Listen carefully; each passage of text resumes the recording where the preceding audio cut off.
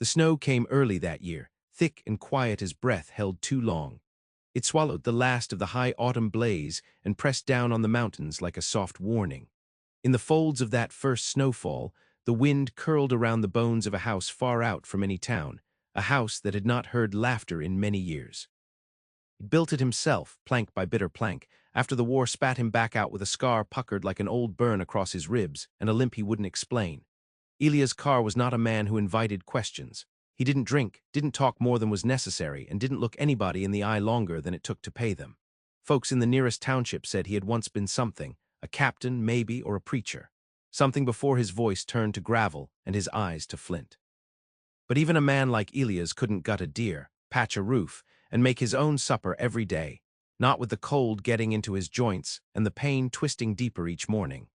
That's when he left a note at the general store, pinned with a thumb-worn coin and written in slow, tight strokes. Cook needed, cabin 4 miles east of Dry Creek. Winter work, room provided, no nonsense. It was Ruth who answered. She came with a satchel smaller than a loaf of bread and boots too thin for the season. Her laugh was the first thing he noticed, not because it was loud, but because it was. It was low and startled, like a bird taking flight. She laughed when her breath clouded up and turned silver in the cold. She laughed when she stepped inside and saw the state of the place. "You said room provided," she said, brushing snow from her shoulders. "Didn't mention it might be haunted." He didn't answer, only nodded at the potbelly stove, then turned and limped out into the barn. By dusk she had a fire going, the floor swept, and a soup simmering that smelled like patience and time. He didn't ask where she came from or why her eyes darted to the window every few minutes like she expected someone to come tearing through the trees. He didn't ask, and she didn't offer. Their rhythm was unspoken. She cooked and cleaned, humming sometimes, always soft. He chopped wood, tended the traps, brought in what game he could. They shared meals in silence. But silence with Ruth didn't feel empty. It felt like something waiting to bloom. On the 7th morning, the blizzard came. It howled down from the peaks with a fury that slammed doors and erased the world outside in white.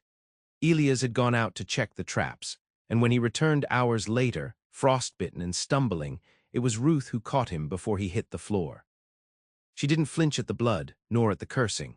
She had a basin of warm water ready in seconds, and her hands, God, her hands, worked quick and sure. She unwrapped the old wound on his side, red and angry again from the cold, and she pressed a cloth to it with all the care of a woman who had once mended far worse. "You should have stayed in," she said, voice low but not scolding. "Storm like this don't care if you're trying to be a man about it." He wanted to snap back, but the words dried up on his tongue. She, spoken like she knew the pride that kept men walking when they ought to fall, knew the loneliness of being stubbornly alive. Later, when the fire roared high and he lay in bed half asleep from the heat of it, he heard her laughing in the kitchen. Not at anything, just softly to herself, like she'd remembered something sweet. That sound worked into him like warmth through wool. He dreamed of a time before the war, of someone he couldn't quite place, humming over a stewpot. In the morning, he found her outside, brushing snow off the woodpile with her bare hands. "You got no sense," he muttered, tossing her his gloves.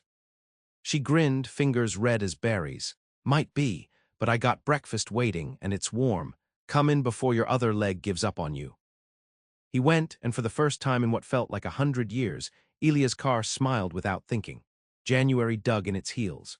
The snow stayed, crusted hard over the hills and ridges like the land itself had gone brittle with cold. The creek froze solid, and the trees groaned in their sleep under layers of white. Inside, the cabin was a world apart, scented with sage and onion, firelit, lined with quiet routines that began to feel like something close to safety. Elias never asked Ruth to stay past the first week. He didn't have to. She moved through the space like it might become hers if she kept breathing life into it. She hung dried herbs by the window. She mended the curtains without asking. Once, when she found his boots falling apart at the seams, she stitched them tight and left them by the door without a word. He never said thank you, but he started bringing back more than meat from the forest, wild onions, a jar of honey traded for pelts, once even a skein of yarn the color of rusted coin. He left these things on the table in the morning before going out, never looking at her when he did. She never teased him for it, just used them. One evening, Ruth sang. It wasn't loud. She was washing dishes, the water clinking against the tin basin, and her voice rose under it like smoke. The song was old, older than war or sorrow, something about the sea and sisters, though Elias couldn't catch the words. He didn't move, didn't speak, just sat there at the table, listening. When she noticed him watching, she stopped, wiped her hands on her apron, eyes wary. I used to sing to someone, she said finally, voice small. My brother, back when things were, before. She didn't finish, he didn't press. Instead, he said, keep going. So she did, not that night but others. When the chores were done and the snow thick against the windows, she sang softly, never quite looking at him. There were nights he couldn't sleep, when the past came gnawing. He'd wake soaked in sweat, breath ragged, the old pain in his side burning like fire under the skin.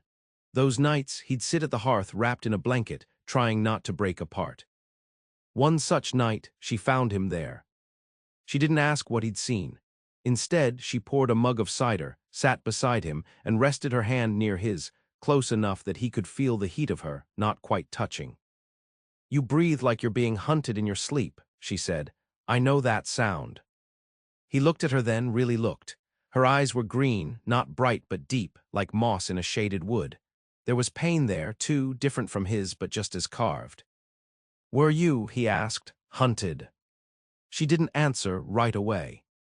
I ran, left things behind, things I still hear some nights. They sat like that a long while, neither speaking, until the fire fell to embers and the cold crept back into the room. Then Ruth stood and offered him her hand. Come lie down, she said, not with me, just near, sometimes it helps. He took it. She didn't touch him again, just lay on her own cot, one thin quilt between her and the chill, and hummed an old tune until the tremors left his body. Winter began to turn, not enough to see but enough to feel, like the earth remembered the shape of warmth. The snow softened at the edges.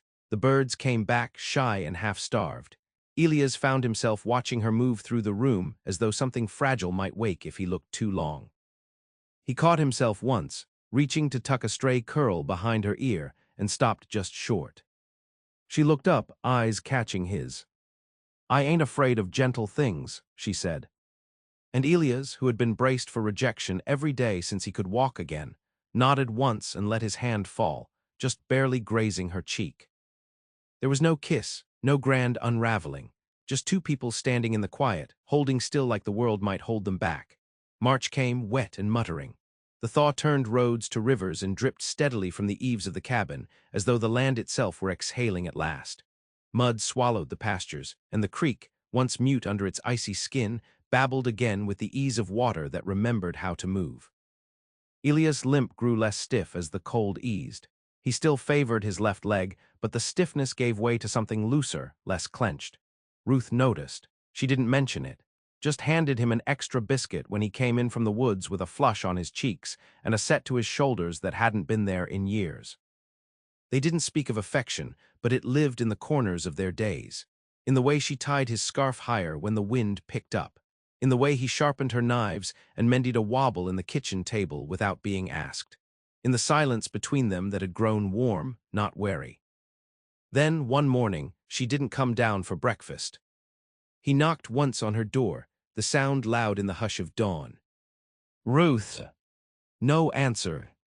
He opened the door to find her curled on the bed, sweat slick across her brow, breath coming fast and shallow. The fire had gone cold. He didn't panic, didn't run, but something in him buckled. He sat at her bedside and laid a hand on her shoulder. Hey, you with me? She stirred barely. Her eyes fluttered open, clouded with fever. Lias, she rasped. I'm here.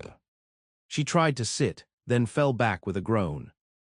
SHHH, he murmured, pulling the quilt higher. I'll fetch the doctor, just hold on.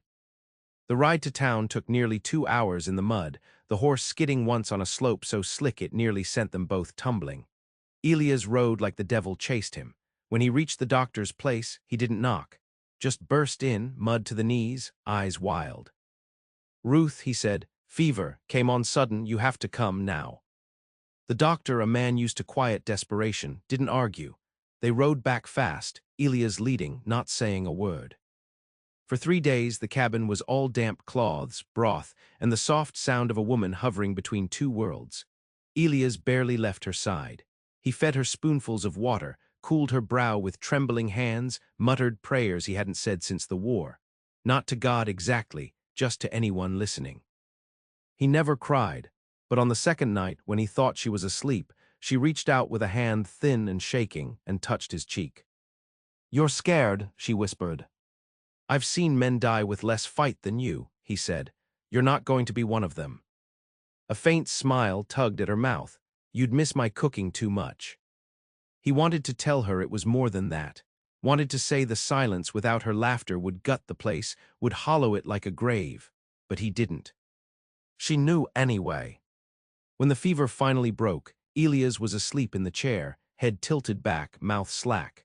Ruth opened her eyes to the sight of him like that, battered and unshaved, but still there. "You snore," she said, her voice a cracked whisper. His eyes snapped open. Relief cracked across his face like sunlight breaking through cloud. "Welcome back," he said, his voice rougher than usual. She lifted a hand, gestured at the cup on the table. "Water." He brought it, held it while she drank. "You didn't leave," she said. "I wouldn't." She met his gaze then, long and clear. "No," she said, "I guess you wouldn't." Spring pressed its face against the glass after that, green buds on the branches, birds nesting under the eaves, the scent of wet earth and new grass curling through the cracks in the walls. Ruth was still weak, but she moved about slowly, and when she laughed again, it was softer, like she'd gone to the edge of something and come back changed. Elias caught her looking at him sometimes, with a new kind of steadiness, like she saw through the scars to something else, something still alive. "You fixed the table," she said one afternoon, running her hand along the smooth grain. "Seemed like it needed doing." She stood there for a moment, then reached up and touched his jaw. "You don't have to earn every kindness," she said. He didn't know how to answer, so he didn't. But that night when she hummed herself to sleep, Elias lay awake listening. And in the space between her breaths and the wind outside, he began to believe that healing wasn't always loud or sudden. Sometimes it was just surviving, side by side. The days stretched long with sun. By April, the land had shed its mourning. Fields once shrouded in snow now wore wildflowers like old joy remembered. The rhythm of life shifted subtly. More light poured through the windows. Ruth opened them wide in the mornings, letting the air move through the cabin like a guest that had been too long away. She had a way now of walking barefoot across the porch, head tilted to the sky, as if listening for something just beyond hearing. Her strength came back slow but steady. Elias watched the color return to her face, the surety to her step. She sang more freely, too, not just when working.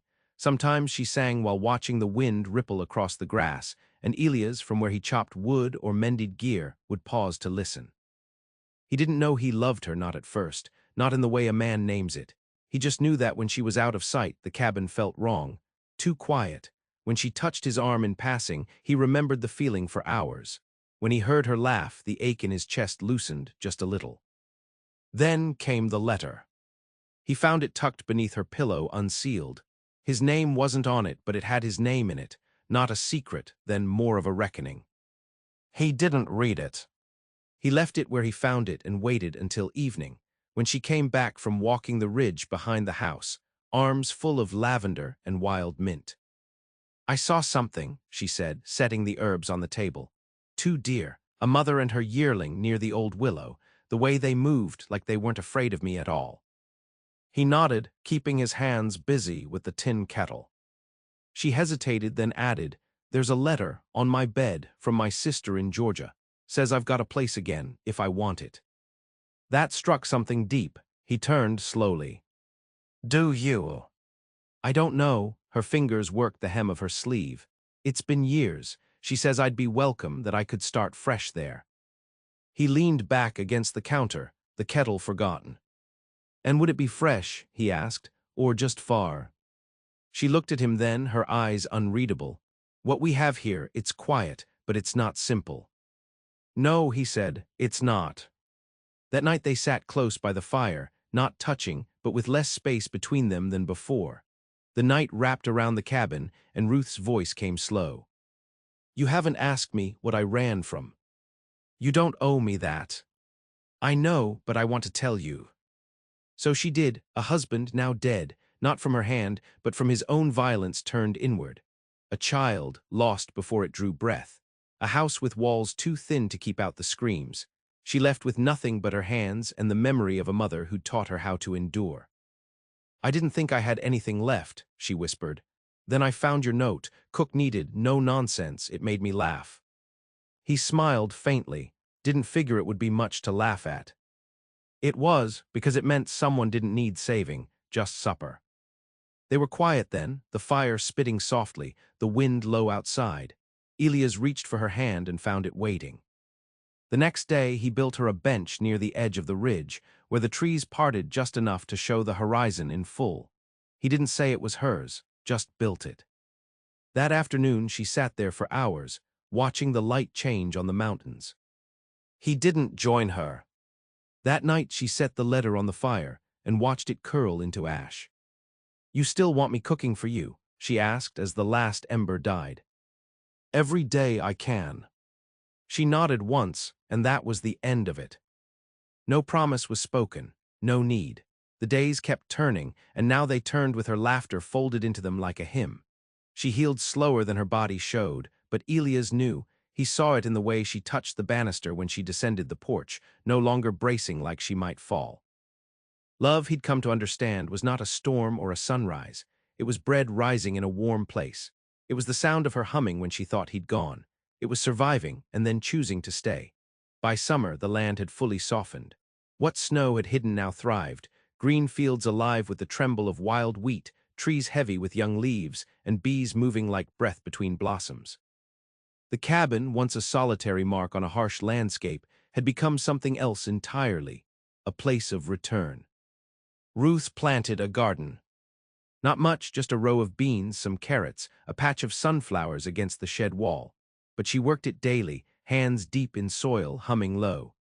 Elias built her a small fence, more symbolic than necessary, just enough to say this belongs here now.